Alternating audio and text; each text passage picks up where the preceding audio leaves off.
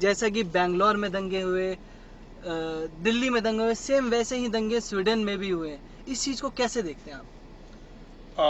Media में जिस तरह से न्यूज़ आ रही है कि जो कुरान जला दी गई, लेकिन इसके पीछे कुरान जला क्यों दी गई, इसके पीछे रीज़न किसी ने जानने की कोशिश नहीं की। कुछ लोग कह रहे हैं कि वहाँ पे कोई सी इस्लामिक सेमिनार होने वाला था, या फिर किसी का रेप हुआ था, उसके अगेंस्ट ऐसा कुछ हुआ था। और रही बात अगर कुरान जलाने की, कुरान जलाने में तो इस्लामिक कंट्रीज़ में कई जगह आपने एक वीडियो वायरल हुई होगी, किसी ने उस कुरान की आयतें पढ़ पढ़ के कुरान को फाड़ा था और फिर जलाया था। जी। तब तो किसी ने कुछ नहीं बोला। मतलब एक इस तरह के जो धार्मिक उन्माद फैलाने की जो बात होती है, वो एक ही पर्टिकुलर एक समुदाय से क्यों होती है। मैं आपको स्वीडन की ओर लेके चलता हूँ। जो स्वीडन ने एक टाइम में जो मानवता की मूर्ति बनकर कुछ कंट्रीज है, जैसे इराक है, नॉर्वे है, सीरिया है, टर्की है, लीबिया है, अफगानिस्तान है, लेबनान है, इन जैसे देशों के शरणार्थियों को आपने उनको पहले क्या नाम है, शरण दी उनके देश में, उनको सोशल सिक्योरिटी दी, उनको फूड दिया, उनको घर दिया, सब कुछ कर दिया। इन्होंने उसके बदले स्वीडन को क्या दिया? उनका पूरा का पूरा देश, जो पूरी पूरी देश को जो मेन 3 जो सिटीज थे स्वीडन के, जिसमें जी। मोल्मो को इन्होंने पूरी तरह से जला दिया। ठीक है। अब हम इसकी ना डेमोग्राफिक इसकी उस पर चलते हैं स्वीडन की। उसके लिए वहाँ की गवर्नमेंट ने क्या किया, हिंदुस्तान की जो पिछली गवर्नमेंट काम करती आ रही थी ना, उसी तरह से स्वीडन की गवर्नमेंट ने भी काम किया था। 2 फरवरी 2018 में नेशनल हेरिटेज बोर्ड बनाया गया इन शरणार्थियों को लेकर। जी। उसका जो चेयरमैन था वो पाकिस्तान का महमूद करके बंदा था, उसको वहाँ पे उसका चेयरमैन बना दिया। उसने ऑन रेडियो ये बोला कि we do not believe in culture. Sweden culture में क्या है, हम उसमें बिलीव नहीं करते। जो हमारी वो किताब कहती है, हम उसके हिसाब से चलाएंगे वो चीज़। जी। क्या ये सही था? क्या ये सही था? उसके हिसाब से जब इन्होंने वो आगे चलाया। अब आप देखो, सेम चीज़ हमारे हिंदुस्तान के अंदर भी धीरे धीरे इस तरह से होती जा रही है। क्यों? जहाँ पे अगर आप देखो, इनका क्या मोटिव है, लोकतंत्र में एक जनसंख्या विस्फोट करना। जी। जनसंख्या विस्फोट होती है जिसका, वो कहते हैं कि जिसकी ज़्यादा बहुमत होता है वही बंदा जीतता है। तो इनका बहुमत कहाँ पे आता है? जनसंख्या विस्फोट से बहुमत आता है। अभी एक एजेंसी है, institute of world demographic research, उसने अपने डेटा में जो दिखाया, उसमें दिखाया 1948 में जब हिंदुस्तान आज़ाद हुआ था, उसके बाद जो उन्होंने रिसर्च किया था, 88% जो हिंदू थे हिंदी इंडिया के अंदर, और केवल 6% मुस्लिम थे। 2011 में जब रिसर्च हुआ, तो उसमें सर्वे हुआ, उसमें 73% हिंदू थे और 22% मुस्लिम हो गए। मतलब 6% से मुस्लिम 1948 से 11 तक, 2011 तक जी। 22% हो गए। अभी रिसेंटली 2017 में उन्होंने किया 68% हिंदू हो गए और 27% वहाँ पे मुस्लिम हो गए। ठीक है। अब उन्होंने उन्होंने रिसर्च में ही ये बोला गया कि 2040 तक मुस्लिम हिंदुस्तान के अंदर एक मुस्लिम पीएम हो सकता है। कितनी बड़ी बात है कि एजेंसी ये कह रही है कि 2014 तक, 2034 तक एक जी। मुस्लिम पीएम हो सकता है और वो शरिया कानून लागू कर सकता है।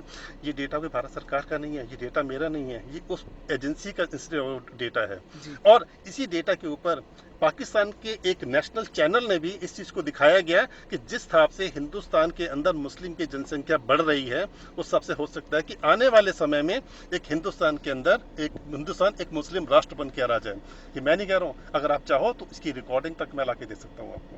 जी। सर, इस्लामिककरण के लिए एक सेमिनार होना था, ऐसा कहा जा रहा है कि उसकी मंजूरी नहीं दी गई, तब ये दंगे भड़के हैं।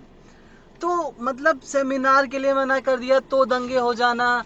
और यहाँ बेंगलोर में किसी ने एक अपने भगवान के लिए कुछ पोस्ट किया, मतलब कमेंट किया उसका रिप्लाई देते हुए, तो उस पर दंगे हो जाना। तो इन चीज़ों को कैसे देखते हैं? छोटी छोटी बातों पर दंगे करना, शहर जला देना किसी एक पर्टिकुलर बंदे की गलती की वजह से, या कुछ भी हो उस पर, क्या शहर जलाना सही है ऐसा करना? सर, ये बेसिकली क्या है, ये छोटी मानसिकता का एक उदाहरण है बहुत बड़ा, कि अगर आपको एक जगह परमिशन नहीं मिलेगी तो आप क्या शहर जला दोगे? ठीक है। मैंने वो देखा था, बेंगलोर में दंगे हुए थे, फेसबुक पे एक टिप्पणी के अंदर पूरे आपने बेंगलोर जला दिया गया जी। था।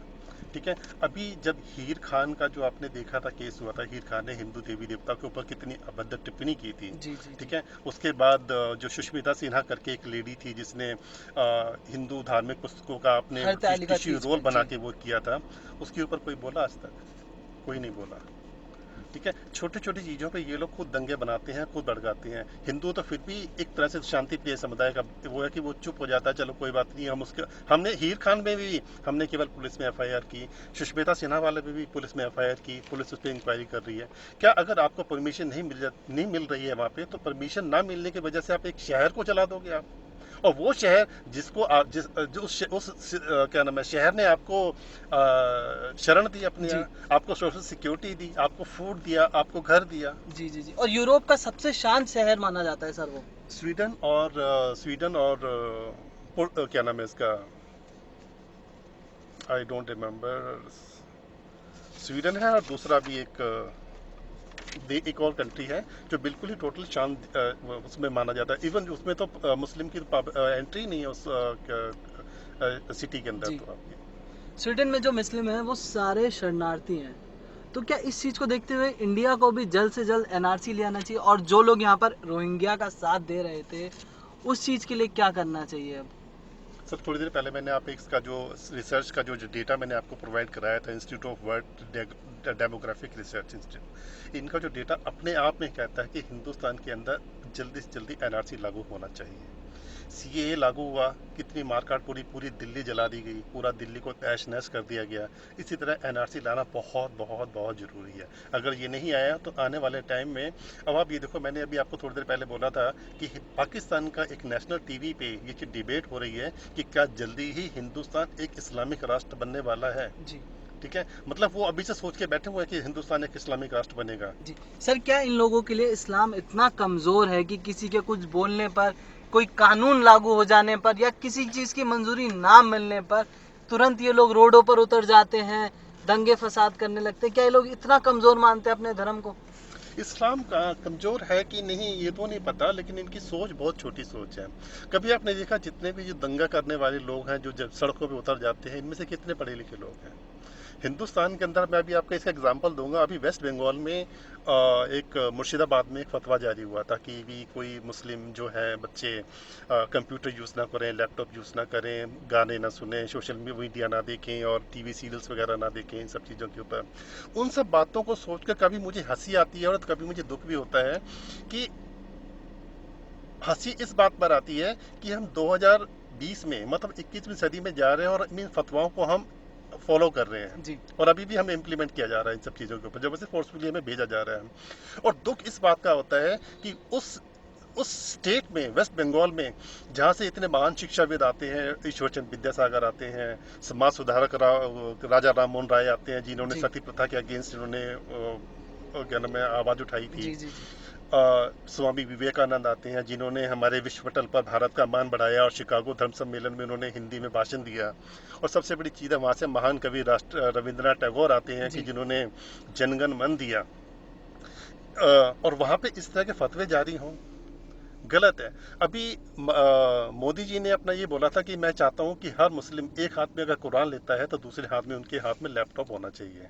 जी जी लेकिन हम क्या करते हैं, उनसे वही लैपटॉप छीनते हैं, उनसे हम लैपटॉप मोबाइल दूर करते हैं कि नहीं नहीं, उनको पढ़ने नहीं देना है, उनको गरीब बना के रखो, उनको डाउन करके रखो। क्यों? अगर ये पढ़ गए, कुछ वो कर गए, इनको अकल आ जाएगी। इनके ये जितने भी धार्मिक जो मुस्लिम कट्टरपंथी लोग हैं, जितने मौलाना हैं, इनकी सुनेगी कौन? सुनेगा कौन? गरीब को गरीब बना के रखो, अनपढ़ को अनपढ़ बना के रखो। 2004 में मनमोहन सिंह की गवर्नमेंट आई थी। जी 2005 में इन्होंने क्या किया, हिंदुस्तान के अंदर मुस्लिम की स्थिति क्या है, एक सच्चर आयोग की इन्होंने एक कमीशन बनाया, सच्चर आयोग, जिसमें 7 सदस्य थे, जिसमें से 7 में से 5 मुस्लिम थे और 2 हिंदू, 2 मतलब नॉन मुस्लिम्स थे। तो इन्होंने क्या किया कि कहीं वो रिपोर्ट निष्पक्ष आएगी कि नहीं आएगी, इसके ऊपर भी एक इन्होंने ऑफिसर बैठा दिया, वो भी मुस्लिम करके। जी ठीक है, 2005 में ये कमीशन बना। 2007 में ये रिपोर्ट संसद के पटल पर रखी गई थी, और आप चाहो तो संसद की लाइब्रेरी से ये रिपोर्ट आप उठा सकते हो, नहीं तो पब्लिक डोमेन में ये रिपोर्ट पड़ी हुई है। जी जी उन्होंने क्या बोला था? उन्होंने क्या बोला था, हिंदुस्तान के अंदर जो मुस्लिम की सबसे बुरी जो हालत है वो वेस्ट बंगाल के अंदर है, और सबसे अच्छी हालत में जो मुस्लिम है वो गुजरात के अंदर है। ये रिपोर्ट मैं नहीं कह रहा, ये एक रिपोर्ट कोई भाजपा सरकार नहीं कह रही, मोदी नहीं कह रही, ये रिपोर्ट 2005 की सच्चर आयोग की रिपोर्ट थी, जिसका गठन कांग्रेस के प्रधानमंत्री सरदार मनमोहन सिंह ने किया था। जी। दंगे होते हैं, इस चीज पर कभी कोई जो सेक्युलर लिबरल ये सब कभी अपनी टिप्पणी नहीं देते हैं। जैसे हीर खान का हुआ, उस पर किसी ने नहीं बोला। सुष्मिता सिन्हा पर किसी ने नहीं बोला। बैंगलोर में हुआ, उस पर किसी ने कुछ नहीं बोला। किसी सेक्युलर ने, किसी बॉलीवुड वाले ने, कोई उतर के नहीं आया इन सब चीज़ों पर। तो इस चीज़ को कैसे देखते हो? और दूसरी तरफ से कोई बोल देता है कुछ, हिंदुओं की तरफ से कोई कुछ बोल देता है तो सारे प्ले कार्ड लेके निकल जाते हैं, ट्वीट करने लगते हैं, हिंदू टेररिज्म बोलते हैं। तो इस चीज़ को कैसे देखते हैं? हिंदू टेररिज्म वर्ड कहाँ से आया सर? हिंदू टेररिज्म कांग्रेस की सोच थी, कांग्रेस की उपज थी। उन्होंने इस चीज़ को, जो मुंबई बम ब्लास्ट था, इन्होंने जो साध्वी प्रज्ञा को पकड़ा गया था, जी इन्होंने उस चीज़ को उठाया, उस चीज़ को बहुत बुराने की कोशिश की। हिंदू आतंकवाद, भगवा आतंकवाद, ये कौन थे? चिदम्बरम ने लागू की, शुरू किया, राहुल गांधी ने शुरू किया, अभिषेक मनु सिंघवी ने शुरू किया, मणिशंकर अय्यर ने शुरू किया। ये जितने भी कांग्रेसी नेता हैं, इन्होंने हिंदू को एक आतंकवादी के रूप में प्रोजेक्ट किया। हीर खान वाला केस हुआ, दिल्ली के दंगों वाला केस हुआ, अभी सुष्मिता सिन्हा वाला, कांग्रेस के किसी नेता की प्रक्रिया आई नहीं आई। ये हम लोग हैं तो हम लोग चुप होकर बैठ जाते हैं। हम लोगों को चुप नहीं होना चाहिए, हम लोगों को भी अपनी आवाज़ उठानी चाहिए और सड़कों पर उतरना चाहिए। हम लोगों को भी, पर्टिकुलर जो गवर्नमेंट कर रही है ना, दिल्ली के अंदर योगी और उत्तर प्रदेश के अंदर, दिल्ली के अंदर मोदी और उत्तर प्रदेश के अंदर योगी, हमें जी इनके साथ खुलकर सपोर्ट में आना चाहिए। अगर हम आज नहीं आए ना, फिर हम ये सोचो कि आने वाले टाइम में, मैंने भी आपको आंकड़े पेश किए जी जी उसमें, जी तो आने वाले 15-20 सालों में ये देश मुस्लिम राष्ट्र होने से कोई नहीं रोक सकता है इसको।